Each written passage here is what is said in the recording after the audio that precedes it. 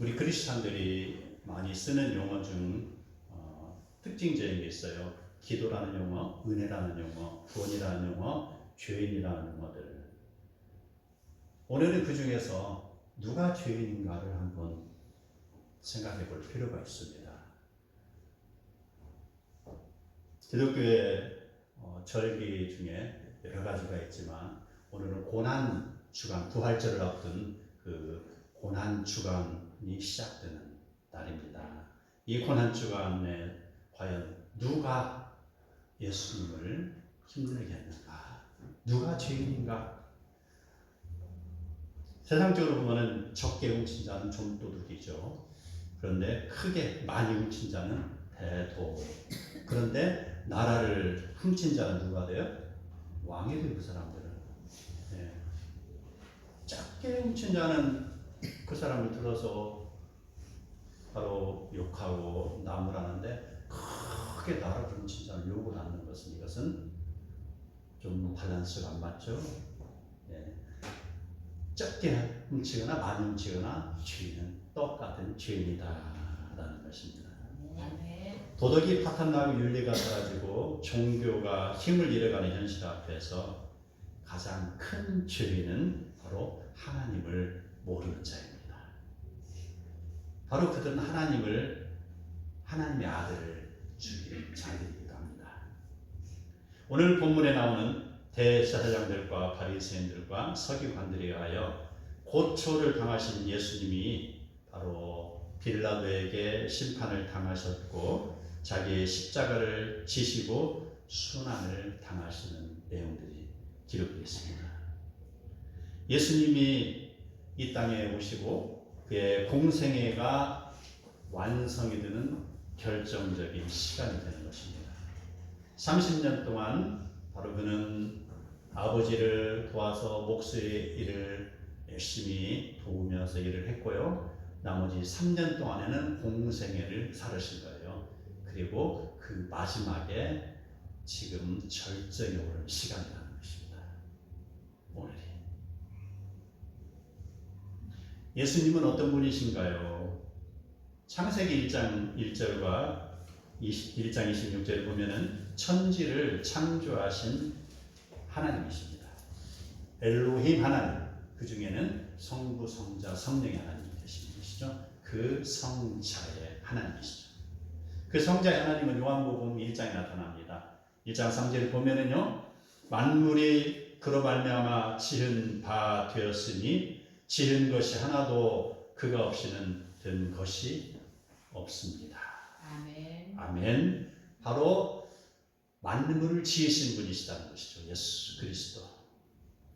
만물과 인간을 예수님께서 만드셨는데 예수님께서 만드신 인간이 지금 예수님을 십자가에 못 박는 그런 넌센스가 벌어지고 있어요.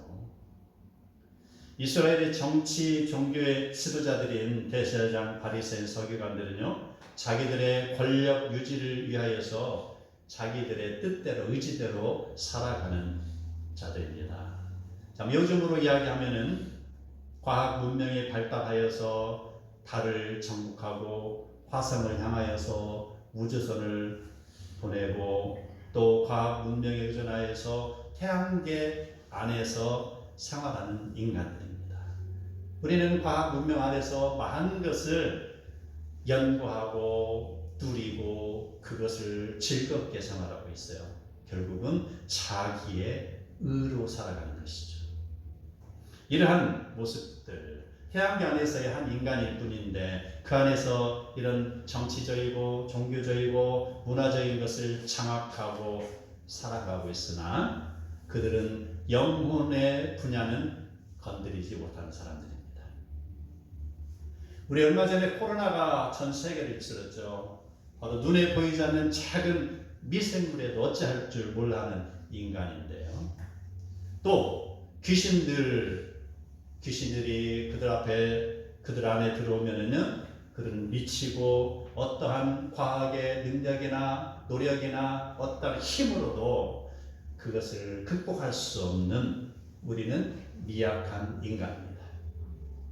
있습니까? 아멘. 예, 하나님 앞에서 극히 작은 인간이라는 것이죠. 그럼에도 불구하고 대제사장 바리새인 서기관들은 마치 세상에 모든 것을 소유한 것처럼 착각을 하고 있습니다. 그리고 지금 예수님을 핍박하고 있습니다. 그리고 죽이고 있는 것이죠.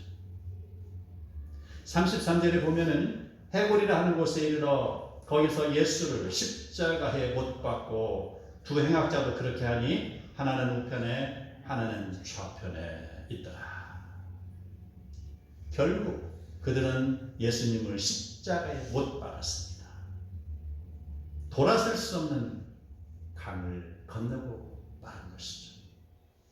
죄를 지은 자가 회개하면 용서받을 길이 열려 있습니다. 그러나 이제 예수님을 십자가에 못 박았으니 그들은 돌이킬 수 없는 죄인입니다. 강을 넘어버렸어요. 강을. 예수님을 죽이는 것도 모자라서 그 옆에 행악자 둘을 옆에서 죽게 하심으로 예수님을 행악자들과 같은 취급을 하고 예수님의 가치와 존재를 다운시키는 그들은 참으로 사악한 존재들이죠. 이러한 상황 속에서 예수님께서 말씀하고 있습니다. 34절 이에 예수께서 이르시되 아버지 저들을 사하여 주옵소서 자기들이 하는 것을 알지 못함입니다. 라고 했습니다. 자기의 몸이 십자가에서 달려 죽어가고 있는데 예수님은 그 입에서 용서의 기도가 나오고 있습니다. 아버지 저들을 사하여 주옵소서. 이게 오늘 말씀의 제목입니다. 아버지 저들의 죄를 사하여 주옵소서. 이 기도는요, 예수님이 제자들에게 원수를 사랑하라고 가르치신 자기의 교훈을 그는 몸소 지금 실천하고 계시는 것입니다. 인류 구원을 위하여 종으로 오신 예수님이 하나님 나라의 왕으로서 보여주시는 은혜요 자비입니다. 이게 바로 예수님이 오신 목적이고 예수님의 사랑이라는 것이죠. 저들이라고 분명히 하겠죠. 저들을 사하여 주옵소서라고 했습니다. 이 저들이라고 하는 말씀의 범주에 들어가는 사람은 누구일까요? 망치 들고 예수님의 손에 못을 박았던 로마 군인들입니다. 예수님을 고소하고 죽게 만든 사내들인 대표들입니다. 그리고 빌라도 그도 여기에 해당되죠. 그 음모에 가담했던 모든 사람들을 총칭해서 저들이라고 하고 있습니다. 저들, 지금 예수를 죽이는 그 음모에 가담했던 그 모든 사람들을 향하여서 아버지 저들의 죄를 사하여 주옵소서라는 것. 이러한 상황에서 예수님은 저들의 무지를 오히려 긍휼히 여기고 있습니다. 용서받을 수 없는 죄를 저질렀음에도 불구하고 회개와 죄사함의 자리로 지금 그들을 초대하고 있는 것입니다. 지금 못을 박아서 돌이킬 수 없는 강을 건넜지만 예수님은 마지막 기회를 주고 있는 거예요. 돌아오라. 돌아오라. 너의 죄가 주홍같이 붉을지라도 돌아오라. 용서를 구하고 너희가 회개하면은 흰 눈과 같이 되리라. 용서함 받으리라. 돌아오라라는 것입니다. 회개의 자리로 초대하고 있는데 그들은 지금 듣는지 듣지 못하는지. 이처럼 바로 그 죄인들을 위해서 기도하는 모습은 무리들 앞에 선 스데반에게도 이어지고 있었습니다. 스데반이 무리들 앞에서 설교할 때 그들이 큰 소리 지르며, 그들이라는 것은 주변에 있는 유대인들을 이야기하죠. 큰 소리 지르며 귀를 막고 일제히 스데반에게 달려들어 성 밖으로 내치고 돌로 칠세. 이 상황이 벌어졌습니다. 똑같은 상황이에요. 저들이 예수님을 십자가에 못을 박았을 때와 스데반을 내쳐서 성 밖으로 던져버리고 돌로 칠 때와 똑같은 상황이 지금 벌어지고 있습니다. 그랬을 때 스데반은 기도합니다. 주여, 이 죄를 그들에게 돌리지 마옵소서. 그 안에 성령이 독립하게 임하는 것이죠. 아버지, 저들의 죄를 사하여 주옵소서라는 기도나 주여, 이 죄를 그들에게 돌리지 마옵소서라는 기도의 외침. 이것은요, 우리가 전도해야 될 대상자들을 향하여 내어 놓는 그리스도의 긍휼입니다. 나의 어떠한 권리나 이익을 위해서라면 할 수 없는 상황이지만 내가 하나님을 사랑하기에 할 수 있는 것들입니다. 인류 구원의 대명제를 안고 살아가는 우리에게 그리스도의 그 사랑을 우리와 같이 똑같이 받아야 될 그런 존재들이기에 지금도 우리는 그 요침을 하고 있는 것입니다. 지금도 우리에게 유효한 그런 외침이 되는 것입니다. 이처럼 사람의 운명이 오고 가는 시간과 장소에서 저들은 예수님의 옷을 나누어 제비 뽑기를 하고 있습니다. 제비 뽑기. 예수님은 분명히 그들의 죄를 사하여 주소서라는 기도하는데 그들은 듣는지 안 듣는지 예수님의 옷이 욕심이 나서 두 서너 명이 함께 붙었습니다. 찢으려고 하니까 아까운 것이죠. 가위바위보 할 거나 아니면 제비뽑기 할 거나, 그래 제비뽑기 하자. 그래서 그들은 지금 그 옷을 앞에 두고 제비뽑기 하고 있습니다. 이것은 시편 22편 18절에 나오는 내 겉옷을 나누며 속옷을 제비뽑나이다. 이 말씀이 지금 이루어지고 있는 상황입니다. 또 관리들은 비웃으며 이렇게 말합니다. 저가 남을 구원하였으니 만일 하나님이 택하신 그리스도이면 자신도 구원할지어다 라고 지금 옆에 서서 비웃고 있다는 것이죠. 한 방울의 눈물도 없어요. 그들은요. 그들의 마음은 확인받은 사람의 모습들입니다. 그들은 촉촉함이라는 것은 없어요. 메말라 있는 것이죠. 오히려 자기들이 위대할 예수님을 그들은 조롱하고 있는 것입니다.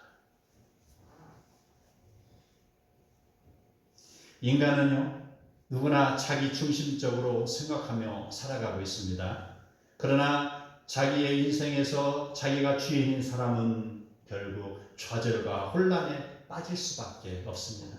그들은 지금 예수님을 비웃지만 그들은 자기 힘으로 살아가려고 노력하는 자들입니다.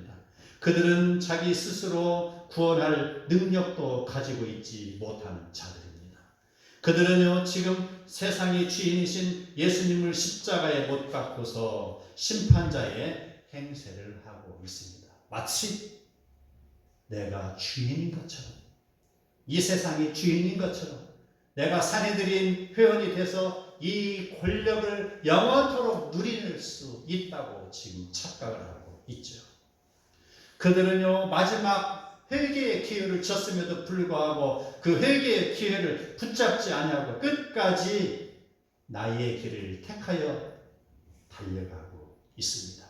100% 인생의 바탕으로 달려가고 있는 것입니다.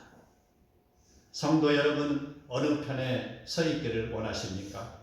예수님을 십자가에 못 박은 자들의 편입니까? 아니면은 저들의 죄를 용서하소서라고 말한 스데반처럼 예수님의 말씀을 따르는 제자들의 편에 서 있기를 원하십니까? 하나님 중심으로 사는 사람은 하나님께 나아가며 하나님의 인도함을 받기 때문에 그의 삶은 평안과 안정된 삶이 찾아온 것입니다. 그들은 하나님을 통하여 자기의 구원의 문제를 해결함을 받습니다. 그리스도를 믿음으로 구원에 이르게 되는 것이죠. 아멘. 이 세상에서 진정으로 강한 사람은 누구일까요? 큰 육신을, 큰 팔뚝을 자랑하는 골리앗입니까? 아니면 세계를 제패한 콘투 선수입니까? 진정으로 강한 사람은 자기 자신의 약함을 알고서 하나님을 찾는 자들이 되는 것입니다. 나 스스로가 내 인생을 결정 지을 수 없게 전능하심에 하나님을 바라보며 믿고 의지하는 자인 것입니다. 일개의 목동이었지만 그가 하나님의 부름을 받고 나갔을 때 그 모든 천장에서 하나님, 이 천장에 나가야 됩니까? 말아야 됩니까? 라고 질문했던 그 작은 다윗이었습니다. 하나님께서는 작은 자를 쓰시는 것이죠. 작은 자를 들어서 그를 강하게 크게 사용하시는 것입니다. 이게 하나님이 우리를 사랑하는 방법이시다는 것입니다. 천지 만물을 만드시고 인간을 만드시고 우주의 주인이신 예수님께서 죄에 빠진 인류를 구원하시기 위하여 자기의 모든 것을 아낌없이 포기하고 계셨습니다. 누구를 위하여? 우리 작은 자를 위하여. 끝까지 나의 약함을 고백하고 나의 죄를 고백하고 내가 하나님의 품에 거하기를 원합니다라고 고백하는 자들을 위해서라는 것입니다. 하나님이 만드신 우주는 태양계보다도 몇 천배, 몇 만배 더 큰데 그 우주의 주인이신 예수님이 작은 인간들에게 지금 자신의 목숨을 내어주신 것이죠. 무엇 때문에 그렇습니까? 무엇 때문에? 우리를 사랑하시기 때문에, 죄에 빠진 우리를 구원하시기 위해서라는 것이죠. 자기의 피 한 방울까지 다 쏟으시는 온전함으로 인류 구원을 이루시는 예수님이 지금 우리에게 전체를 드리라고 요구하고 계십니다. 전부를 드리라는 것입니다. 신랑이 신부에게 자기의 모든 것을 바치는 것 당연한 것이죠. 신부도 신랑에게 자기의 모든 인생을 의탁하잖아요. 이건 지극히 당연한 것입니다. 나와 그리스도의 결혼도 역시 100%의 헌신인 것이죠. 예수님께서 부자 청년에게 너의 가진 것 모두를 팔아 가난한 사람을 도우라, 이 말은 전부를 요구하시는 것이고요. 그 교훈의 말씀은 우리의 인격의 전부를 하나님께 바치라는 것입니다. 하나는 세상에 걸쳐있고 하나는 주의 성전에 걸쳐있고 양다리가 아니라는 것입니다. 믿으면 100% 믿는 것이 되는 것이죠. 안 믿으면 안 믿는 것이 되는 것입니다. 바로 신앙은 100%입니다. 바로 기독교의 신앙은 이원론적이에요. 선과 악이 있는 것처럼 믿음도 마찬가지예요. 믿으면 100% 믿는 것이고요. 안 믿으면 100% 안 믿는 거예요. 이게 중간에 양다리란 없다라는 것입니다. 100%를 요구하는 것입니다. 군인들이 희롱하면서 나와서 신포도를 주며 네가 유대인의 왕이면 네가 너를 구원하라 라고 외칩니다. 그리고 십자가 위에 유대인의 왕이라는 팻말을 붙여놨습니다. 저들이 희롱을 목적으로 외치고 있지만 요한복음 19장 20절을 보면은 빌라도가 직접 히브리어 헬라어로 적은 글씨, 바로 유대인의 왕이다, 이것을 저들은 위에 붙여놨습니다. 그들은 장난으로 붙여놨지만 그 내용에는 예수님의 정체성, 아이덴티티, 그 정체성이 거기에 기록되어 있는 것입니다. 우주에서의 왕권을 확증하는 사건입니다. 저들은 장난 삼아서 말했지만 그 말에는 우주를 다 죽어도 바꿀 수 없는 사실이 담겨 있으니 이러한 역설, 그것을 게제라샤오라라는 거예요. 역설입니다. 저들은 장난을 이야기했지만요, 그 말 속에 진실이 담겨 있다는 거예요. 성경 구석구석을 보면 그런 내용들이 많습니다. 신약성경을 보면 참 많아요. 어떤 데는 이렇죠. 한 사람이 죽음으로 인하여서 온 백성이 구원받는다라고 그들은 요한복음에서 지금 외쳐댔죠. 아마 7장일 겁니다. 외쳐고 있었죠. 그 말이 맞죠. 저들은 예수님을 죽이기 위해서 그 말을 했지만 예수님의 진리라는 것은 한 사람이 이 땅에 오셔서 죽음을 인하여서 많은 사람이 구원받는다는 것이에요. 이게 계절하시라 역설이라는 것입니다. 진리. 구원이라는 것은요, 예수님의 전체 속에 나의 전체가 들어가는 것입니다. 100%의 현실을 이야기했죠. 100%의 신앙의 그림을 이야기했죠. 100% 50대 50이 아닙니다. 신앙은 100%인 것입니다. 나의 모든 것을 버릴 때는 바로 나는 자유를 얻는 것입니다. 내 모든 것을 버리면 내가 모든 것을 파탄이 이르는 것이 아니고요. 나의 세상적인 욕심이나 육적인 생각들이나 이런 모든 것을 다 칼칼 털어서 버릴 때는 비로소 나는 자유인이 되는 거예요. 아멘. 아멘. 나의 모든 것을 드릴 때 우리는 구원을 얻는 것입니다. 아멘. 버릴 때는 자유요, 드릴 때는 구원이라는 것이죠.